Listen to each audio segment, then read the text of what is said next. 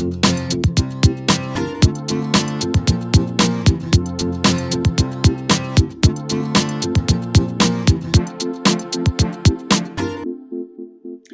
guys, Ivan Tomikov here from Digital Web Strategist. About a week ago, I wrote a blog post on my personal blog, digitalwebstrategist.com, that talked about duplicate content and SEO, and something that I wanted to elaborate upon a little bit more in depth. The article that I'm particularly referring to is, if you visit my website, www.digitalwebstrategist.com, and scroll down a couple, you'll see how the article that I'm referring to is how will duplicate content affect SEO performance. So let's talk a little bit about duplicate content in correlation to All right, let's talk about duplicate content. So it's without a doubt of critical importance and something that you need to pay close attention to when it comes to duplication on your website.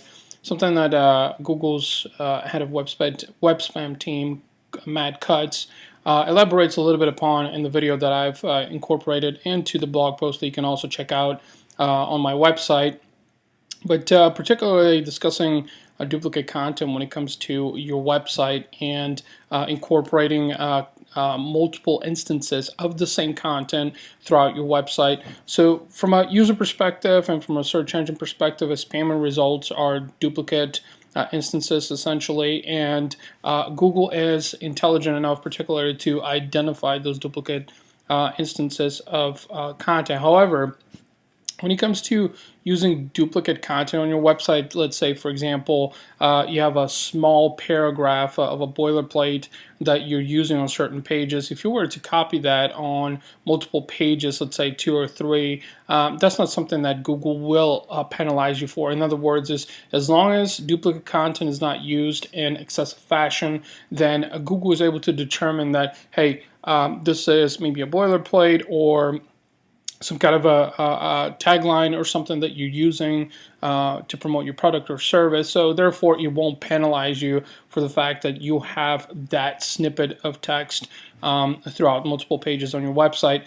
Additionally, one of the things that Google's Matt Cutts actually mentions in the video that you'll find in this blog post is that it is stated that, and it is a known fact, that 25 to 30% of the web content is technically considered duplicate. A lot of people tend to, take existing content and paraphrase it and just kind of insert their own perspective into it, if you would. So technically, there's about 25 or 30% of duplicate content floating around on the web.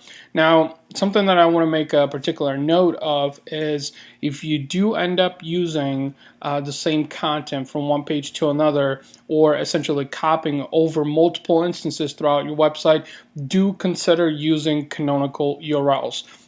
You can take a look at the blog post that I had written on my website, and there's a link in there that can elaborate deeper into canonical URLs and why they're important, why you should use them if you do use multiple instances of the same content over and over through the same pages through your website, so you're not penalized by Google and any of the other search engine crawlers.